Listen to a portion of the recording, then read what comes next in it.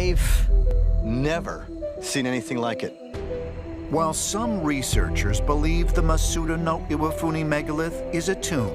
Stone called the Stone of the Pregnant Woman, but its weight has been estimated at 1,200 tons. It was the view, very firm view of archaeologists, that there had been no megalithic architecture. Imagine this disc like a CD-ROM dating to the 2nd millennium BC, and this ship-like structure that has existed as far back as 250 AD. Hey, check out this square grid on the sides. I mean, and they had something very similar on the side of some of their rocks. These are old technologies that scientists still can't explain and probably will never be able to explain. Join us as we open the ancient books to unveil the unfathomable technologies invented by our ancestors, starting with the Baghdad Battery. This discovery is known as the Baghdad Battery or Wilhelm König Battery, named after the man who discovered it. Either way, there's a battery. Just as the name implies, it is a battery, and of course, its function is obvious, but it is not just any battery, it is a mystery. But before we talk about why it is so mysterious, let's talk about what it actually looks like and how it works. The Baghdad Battery is an ancient Parthian battery that dates between 150 BC to 223 AD. It is a nested trio of artifacts with a small clay pot which, when found, measured 14 centimeters in height, but would have been taller when it was complete. It has a broken top that is believed to have been sealed with asphalt, and inside it was the second object, a copper cylinder, which in turn encased the third object, which is an iron rod. In its original state, the rod would have protruded through the jar's stopper. You see, Wilhelm didn't give the details about when or where he found this artifact. It is generally accepted that the Wilhelm König battery was found in what is now the locality of Kujut Rabu in the Iraqi capital of Baghdad. And about when he discovered it? Some say 1936, while some believe it was discovered in 1938 in the basement of Iraq's National Museum. But that's probably the start of the mystery surrounding this battery. The date presumed by Wilhelm has also been said to be false, as more recent archaeologists have determined it to date between 224 AD to 650 AD. But even at the latter end of this date scale, this would still significantly predate what is considered the first ever description of an electric battery by Alessandro Volta on March 20th, 1800. Surprisingly, scientists have determined that this battery was able to conduct electricity, but how that happened is one of its mysteries. You know, to create an electric current, we need to have two different materials that will transport electrons between them. However, no wires have ever been found to confirm this. Does it mean the scientists could have been wrong about this item being a battery? Well, if it did generate electricity, how did ancient Persian scientists understand the principle of electricity and come to this knowledge? Maybe they didn't. At least, many inventions were made before their basic principles were formulated. An example is the invention of gunpowder, long before combustion was defined. Even today, the rediscovery of ancient herbal medicines is common. Seems you don't always have to know how something works, but that doesn't mean we won't ask questions about the Stone of the Pregnant Woman. Yeah, that name is probably what you're thinking about right now, but I promise, it's not what you think. This discovery takes us to the city of Rome, the home of mysterious discoveries. One of the biggest feats of Roman ingenuity lies in Lebanon's historic Bekaa Valley, home to the ancient city of Heliopolis, now Baalbek. Here, the 2,000-year-old Temple of Jupiter was built on top of three colossal stones known as the Trilithon, or just say, the three stones that sit adjacent to the Temple of Bacchus. Not far from these mighty temples where the Trilithon originated are three more immense stones, which include the Stone of the Pregnant Woman, the Stone of the South, and the Forgotten Stone. It looks as if these stones were moved and then forgotten by Roman builders at Baalbek. But how can you forget stones so gigantic? These massive stones have left archaeologists with several unanswered questions. Just think about it. How were these stones moved with just the human hands from the quarry where they were made? And what ancient structure could have possibly required such enormous stones? You see, the ancient Romans are known to lack advanced machinery to lift these stones, but there are a few ways they could have done that. In the case of the Trilithon, many archaeologists argue a pulley system was used, although there is some controversy in academic circles.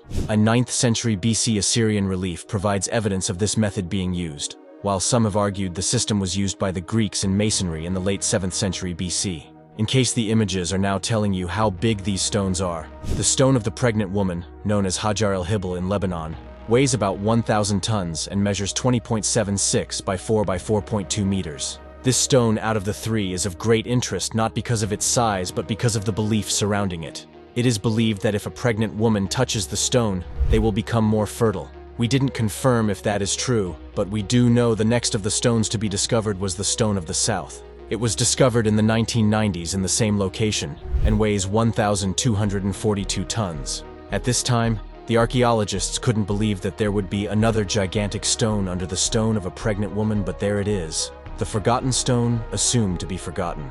This stone measures a staggering 19.6 by 6 by 5.5 meters. It is estimated to weigh about 1,497 tons. In case you haven't gotten the gist, this is equivalent to 1,496,850 kilograms, making it the largest known stone ever quarried. Now that you probably know why scientists still can't explain this discovery. If there's any other thing that scientists can't explain, it is the map of the Creator. Also known as the Dashka stone, it is a controversial artifact that is believed by some to be the guidelines used by the architects of the world. This stone tablet has baffled researchers since its discovery in 1999. Brace up. This may sound impossible, but experts believe the stone map could be 120 million years old. The Dashka stone depicts not only the environs of the Ural Mountains, but also a series of civil engineering projects, including 7,457 miles of channels, several dams, and hieroglyphic notations of unknown origin. The reason this stone is called Map of the Creator is that its accuracy and perspective suggest that it was created from an aerial point of observation. And who else do we think stays up there if not the Creator? Upon further examination, the researchers were even more stunned. The tablet appears to show a highly accurate topographical map of Bashkiria, a specific area of the Ural Mountains, at a scale of approximately 1:1.1 kilometer. Dashka stone undoubtedly points to a Ural civilization more advanced than previously suspected. However, the claims that it was made 120 million years ago by a geographic creator are most likely false. This date was derived from a pair of ancient seashells found locked in the stone slab. The first shell could be as old as 500 million years, while the second shell could be as old as 120 million years. Aside from these shells, the tablet is said to be made approximately 3,000 years ago, but scientists still do not know how old the engravings are, because it is extremely difficult to radiocarbon date them. No one knows the origin of this map, no one knows how the shells are in it, and how they have remained intact there, and most importantly, how the creator of the map could pull that off without a drone. Should we just agree that this is the map of the Creator? Another one is the Longu Caves. This is a complex of 24 artificial caves constructed into the sandstone geology of Fenghuang Hill in the Zhejiang province of China. The amazing thing about this discovery is it was discovered by an accident back in 1992, when local farmers drained several ponds, revealing 5 large man-made caverns and 19 smaller caves. The 5 caverns, independent from each other, measure between 18 to 34 meters, reaching heights of up to 20 meters with supporting pillars and distinctive shapes remarkably curved with shaking imprints across the cavern walls and ceilings. After the discovery, it was first proposed as something that exists as a natural wonder. This is because the design and formation were completely distinct from other ancient caves, quarries, mines, or ceremonial caverns constructed in China throughout antiquity. To draw a comparison, more study shows that each complete cavern has only one portal, associated with a vertical shaft with a carved stairwell that allows rainfall and surface runoff to enter the caverns. To manage the water intake, a system of drainage troughs, some drainage channels, and a water trap were carved into the cavern base to collect the water. You must agree this is mind-blowing for an ancient structure, but do we know who created the caves, why they created it, and when they did? Archaeologists have set out to investigate since their first discovery, and they have found something that we can hold on to. They have recovered glazed clay pots in the silt soils of the cavern floor, dating to the Western Han Dynasty, from 206 BC to AD 23, which suggests the caves were constructed earlier and date from around 2,000 years ago. As for why they were constructed, it has led to speculation that they were ancient quarries, mausoleums, underground storage, Taoist dwellings, reservoirs, secluded military encampments, a palace, or a ceremonial site for making offerings to the gods and ancestors. Every theory has a reasonable argument, however. The scarcity of evidence can neither be supported nor disproved, until further research may shed light on the mystery of the Longu Caves. But do we know how these caves were made? We just may never find out. The Ulfberht swords. Thanks to the construction crew dredging the Vistula River, we were able to see a 10th century sword discovered at the bottom of a river in Poland in January 2024. The sword emerged during the Viking Age, a tumultuous period spanning between the 8th to the 11th century. Mere looking at the sword, you can tell it has endured over 1,000 years of corrosion. However, scans show that a mysterious inscription survives on its blade. The cryptic inscription, +Viking Ulfberht+, looks unreadable, but it inspired the name Ulfberht's sword. This inscription has intrigued historians for centuries. However, it is known to serve as an enduring symbol of excellence in the world of bladesmithing. It is also known as a mark of authenticity and quality control. But what is more puzzling is the origin and production techniques of the Ulfberht sword, and the secret. It lays in the sword's superior steel, which contained an unusually high carbon content for its time. The Vikings achieved this by utilizing advanced forging techniques, such as the crucible process, to purify the iron and remove impurities. Crucible steel was a breakthrough in metallurgy during the Viking Age. It involved a meticulous and labor-intensive process that produced steel of unparalleled purity and strength. The blacksmiths carefully selected and combined various iron ores, often including imported materials, and placed them in a crucible. The crucible was then sealed and heated to incredibly high temperatures, allowing impurities to be eliminated through a process called carburization. This resulted in high-carbon steel with remarkable toughness, flexibility, and a distinct patterned appearance on the blade. The use of crucible steel in the Ulfberht sword shows that the Vikings had an advanced understanding of metallurgical techniques, and their dedication to producing weapons of extraordinary quality and performance was incredible. The Lycurgus cup. What color do you think this cup originally had? Red? Or maybe green? While stuff like this is common in the present age, we can't say the same for 300 AD. This technology is what is known as nanotechnology, and the mysterious Lycurgus cup is convincing evidence that ancient Romans used it, or maybe they at least knew how to get the desired effects, long before the availability of modern technology. The cup is made of a special type of glass known as dichroic, meaning two-colored in Greek, which changes hue when held up to the light. When you look at it, it is opaque green, but as soon as light shines through it, it turns to glowing translucent red. The Lycurgus cup owes its unusual properties to the use of tiny quantities of colloidal gold and silver, with the rim of the cup mounted with a silver gilt band of leaf ornament. This type of cup is what is known as a cage cup, because it consists of a cage around the glass. Although it is unclear if the cup creators knew the material they were using, it is known that they used gold nanoparticles to produce the ruby glass and silver nanoparticles for the green.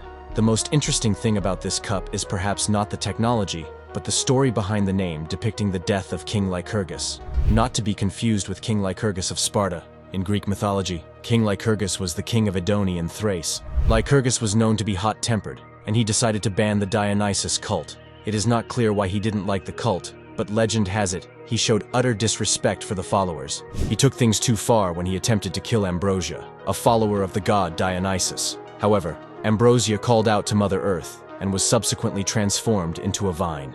She then wrapped herself around the king, holding him captive. This is the very scene that is depicted on the Lycurgus cup. You might have heard another version of the myth, as there are several of them, but this is the most common of them all.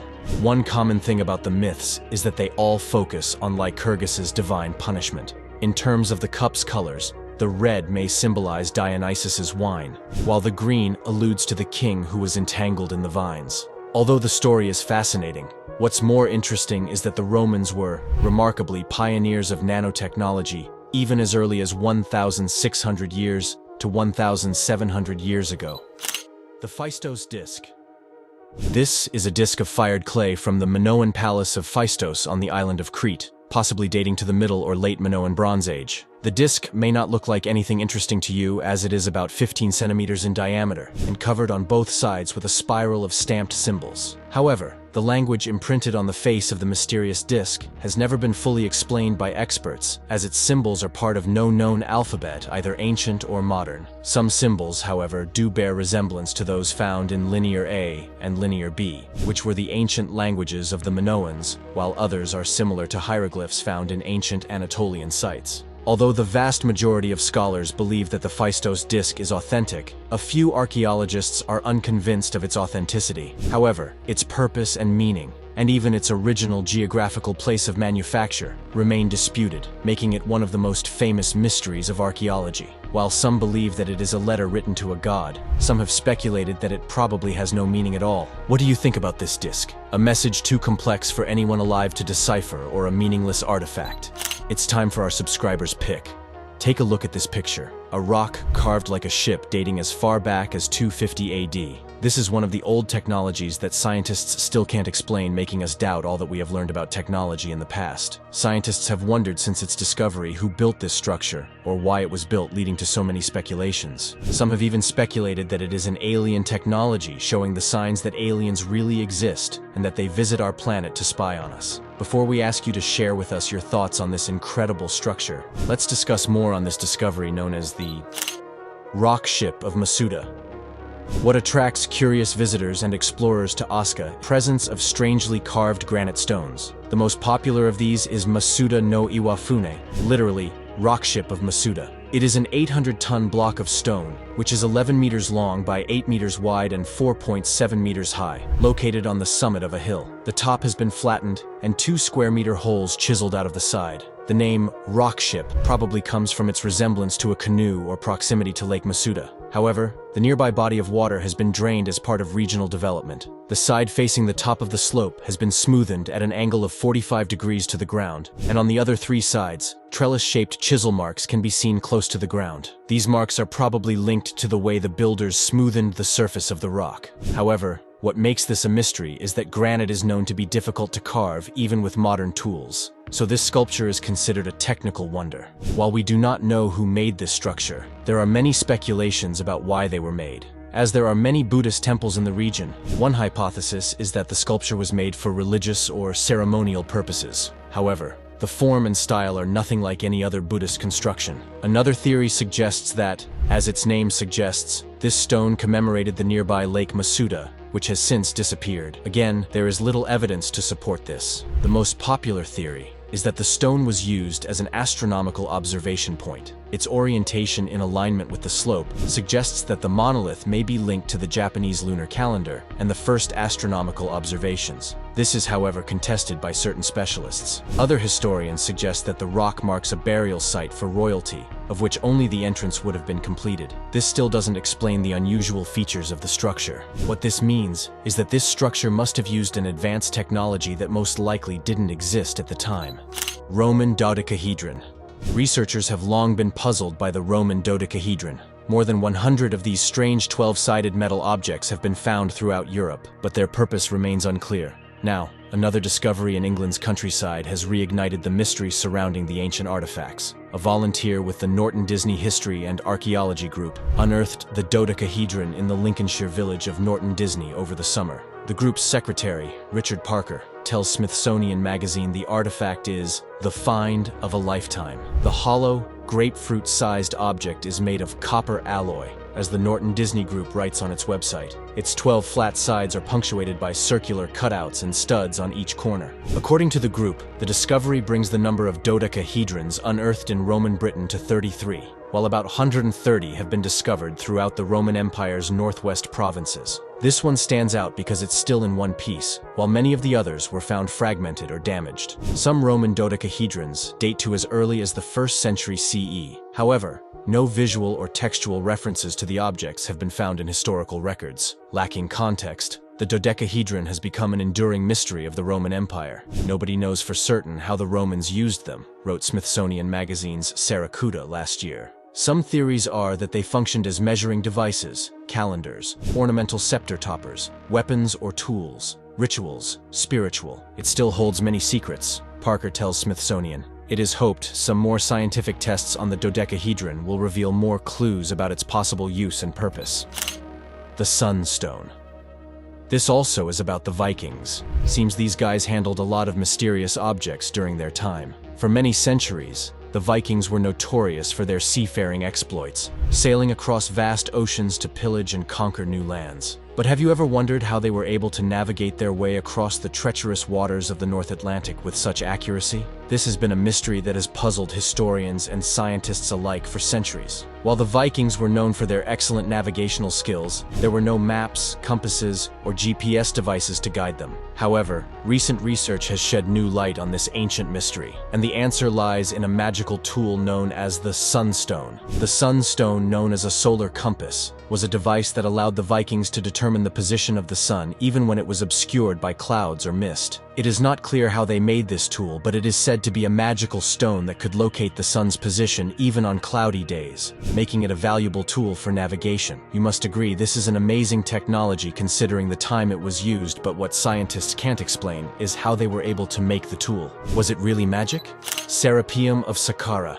Since its discovery in 1850, the Serapeum of Saqqara has been a continuous source of speculation and mystery. Even now, no theory has been able to explain exactly how or why the 24 giant sarcophagi were moved to the site and precisely installed in their notches. The mainstream theory suggests the site was used for the burial of Apis bulls, though many elements do not add up with this belief. You see, these structures have existed since 130 BCE, which further strengthens the mysteries surrounding them. One of the mysteries is the size of the boxes that exceed the size of the bulls. This led to the question, was it done to provide extra comfort for them? If that was the case, why were the pharaohs buried in tiny coffins barely fitting their bodies? Why did they make the Serapeum sarcophagi out of granite and not with limestone, a material much easier to work with? And if Serapeum was the burial site for the Apis bulls, where are the bull mummies? While there are no answers to these questions, several people reject the theory of the Serapeum having been used for ceremonial burials. But if not that, then what was it used for? Whatever they were used for, it still doesn't make moving them from one place to another a mystery.